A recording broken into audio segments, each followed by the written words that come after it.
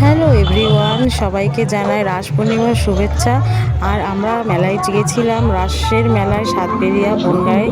কী মেলায় ঘুরলাম আর কী খেলাম আর মেলায় কী অনুষ্ঠান হলো, চলো তোমাদের সাথে ছোট্ট মিনি ব্লগের মাধ্যমে শেয়ার করি।